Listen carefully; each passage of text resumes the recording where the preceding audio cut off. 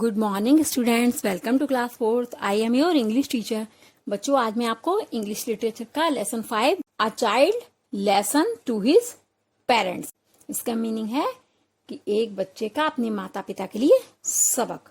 Mahmood had now become old and weak, यानी कि महमूद जो था वो अब बहुत बूढ़ा और कमजोर हो गया था। He was finding it difficult to live on his own. उसे अपना जीवन अकेले बिताने में कठिनाई होने लगी थी। His hand had started shaking. उसके हाथ कांपने लगे थे, अर्थात हिलने लगे थे। His walk had become unsteady and he had a poor site. उसकी जो चाल थी वो अब स्थिर नहीं थी, अर्थात वह ठीक से चल नहीं पाते थे और उनकी दृष्टि यानी आईसाइट कमजोर हो गई थी। His rich son Usman and his daughter in law Salma decided to take him to their home. उनका धनी बेटा उस्मान और उनकी बहू यानी कि बेटे की पत्नी सलमा ने उन्हें अपने घर लाने का निर्णय किया। Arif his grandson was very happy to live with his grandfather. Arif उनका ग्रैंडसन अर्थात उनके बेटे का बेटा था, वो अपने दादाजी के साथ रहने के लिए बहुत खुश था। Mahmood was also happy to be in the company of his family. Mahmood भी अपने परिवार का साथ पाने से बहुत खुश थे। They ate their meals together on the दस्तरखान इन द डाइनिंग रूम। वे उनको अपने साथ डाइनिंग रूम में एक साथ डाइनिंग टेबल पर यानी कि भोजन करने के स्थान पर एक साथ भोजन कराते थे। For a few days Usman and his family did not mind the mess Mahmood created on the दस्तरखान because of his ill health. कुछ दिनों तक उस्मान और उनके परिवार ने भोजन करने के स्थान पर महमूद द्वारा खराब स्वास्थ्य के कारण उनके द्वारा वस्तुओं को गंदा या अस्थिर करना अर्थात जगह पर न रखने का बुरा नहीं माना। Sometimes he spilled milk and sometimes dropped food. कई बार उनसे दूध गिर गया और भोजन भी गिर गया। As the time passed Usman and Salma were irritated at the mess that Mahmood created. समय गुजरता गया, उस्मान और सलमा महमूद के चीजों को गंदा करने पर क्रोधित होने लगे। They decided to serve food to the old man separately. उन्होंने उस बूढ़े व्यक्ति को अलग भोजन देने का निर्णय किया। They laid a table for him in a corner of the room. उन्होंने उनके लिए कमरे के कोने में टेबल लगा दी यानी डाल दी। Mahmood felt bad on being left alone. Mahmood को अकेले छोड़ने पर उन्हें बहुत बुरा लगा। But he did not say anything, लेकिन उन्होंने कुछ भी नहीं कहा। Because of his weak sight Mahmood once broke an expensive crockery. एक बार महमूद ने महंगे बर्तन तोड़ दिए क्योंकि उनकी नजर जो थी कमजोर हो गई थी। His son scolded him. उनके बेटे ने उन्हें डांटा। As a punishment they now served him food in an ugly wooden bowl and an old plastic cup. इसके पनिशमेंट में यानी इसकी सजा के तौर पर उन्होंने अब उन्हें लकड़ी के एक बुरे दिखने वाले कटोरे और एक पुराने प्लास्टिक के कप में भोजन दिया। Tears flowed from Mahmud's eyes but he quietly sat in a corner and ate his food. Mahmud की आंखों में आंसू बह गए, लेकिन उन्होंने एक कोने में शांति से बैठे हुए भोजन किया। Usman and Salma could bear Mahmood any longer in a house. Usman और सलमा लंबे समय तक महमूद को घर में सहन नहीं कर सकते थे। They became impolite to him day after day.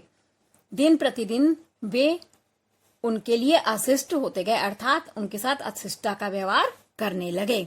To show their displeasure they even used harsh words for him. वे अपनी अप्रसन्नता दिखाने के लिए उनके लिए कठोर यानी बुरे शब्दों का प्रयोग करने लगे। Mahmood never said a word in response.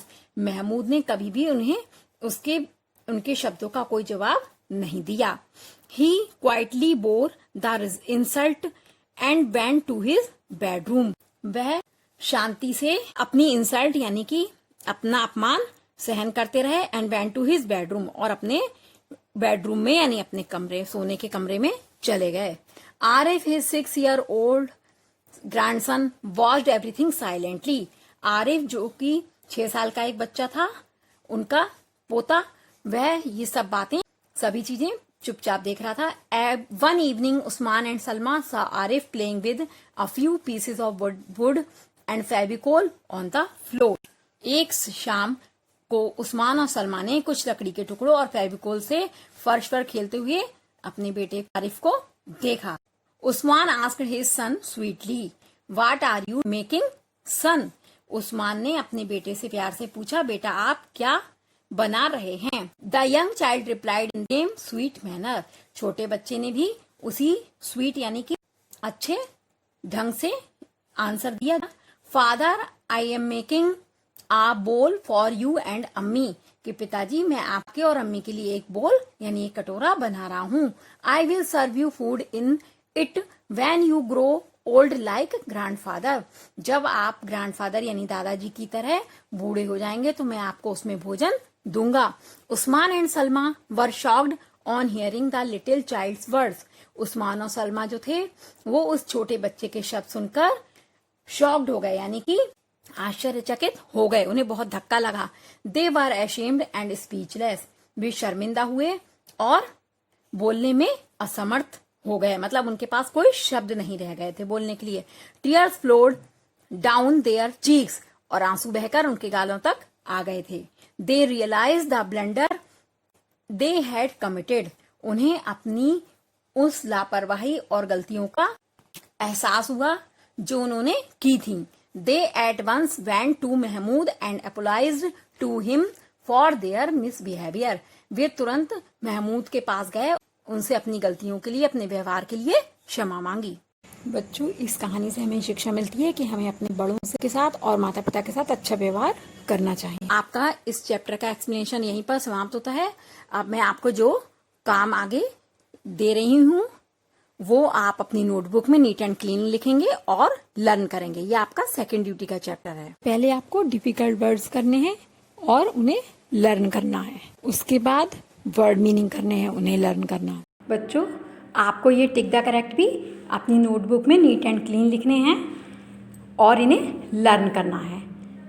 सारे टिक द करेक्ट लिखेंगे और उसके बाद आपको tick the correct statements and cross the incorrect statements करने हैं। उनमें राइट वाले के आगे राइट लगाना है, रॉन्ग वाले के आगे रॉन्ग लगाना है। इसके बाद आपको फिल इन द ब्लैंक्स करने हैं, जो मैंने आपको ये भर कर दिखाए हैं। ये आप अपनी नोटबुक में नीट एंड क्लीन लिखेंगे और इन्हें लर्न करेंगे। इसके बाद आपको match the group of the words column A with those in column B करने हैं। इसमें मैंने आगे वैसे नंबर्स लिखे हैं, लेकिन आप आंसर इसके आमने सामने सही आंसर लिखेंगे। बच्चों, आपको ये कंप्लीट द स्पेलिंग भी अपनी नोटबुक में नीट एंड क्लीन करनी है और इन्हें लर्न करना है। बच्चों, अब इसके बाद आपको ये answer the following question in 1 और 2 सेंटेंस वाले अपनी नोटबुक में नीट एंड क्लीन लिखने हैं और इन्हें लर्न करना है।